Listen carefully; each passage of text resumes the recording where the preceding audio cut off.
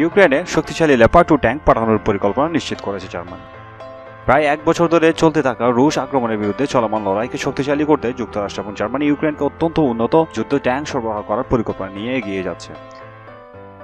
জার্মানির প্রধানমন্ত্রী ওলাফ সোলজের একমাত্র মুখপাত্র বুধবার একটি বিবৃতি জারি করেছেন যে বার্লিন কিয়েভকে 14টি লেপার্ড 2 ট্যাঙ্ক সরবরাহ করবে। শক্তিশালী ট্যাঙ্ক সরবরাহের মাধ্যমে এটি ইউক্রেনে 2টি ব্যাটালিয়ন প্রতিষ্ঠার প্রথম পদক্ষেপ। বুধবার দিনের শেষের দিকে সংসদীয় অধিবেশনে চলাকালীন প্রধানমন্ত্রী সোলজ আনুষ্ঠানিকভাবে এই সিদ্ধান্ত ঘোষণা করবেন বলে আশা করা যাচ্ছে। যুক্তরাষ্ট্রের প্রেসিডেন্ট জো বাইডেন প্রশাসন ইউক্রেনে M1 আব্রামস ট্যাঙ্ক পাঠাবে বলে ঘোষণা করার কয়েক ঘন্টা আগে জার্মানি এই সিদ্ধান্ত এসেছে। মঙ্গলবার ওয়াল স্ট্রিট জার্নাল যুক্তরাষ্ট্রের এই সিদ্ধান্ত সম্পর্কে প্রথম প্রতিবেদন প্রকাশিত হয়। এই সিদ্ধান্তে জার্মানির সাথে তাদের লেপার্ড 2 ট্যাঙ্ক প্রদানের সংক্রান্ত একটি কূটনৈতিক সমঝোতার অংশ। যুক্তরাষ্ট্রের সংবাদ সংস্থাগুলো বলেছে প্রশাসন ইউক্রেনের যুদ্ধক্ষেত্রে 30টির বেশি অত্যাধুনিক ট্যাঙ্ক পাঠানোর কথা বিবেচনা করেছে।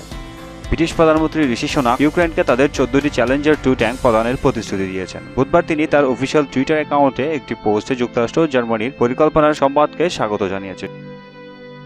সুনাক লিখেছেন, ইউক্রেন যাতে এই যুদ্ধে জয়লাভ করে এবং স্থায়ী শান্তি নিশ্চিত করার জন্য আমরা একত্রে আমাদের প্রচেষ্টাকে ত্বরান্বিত করছি।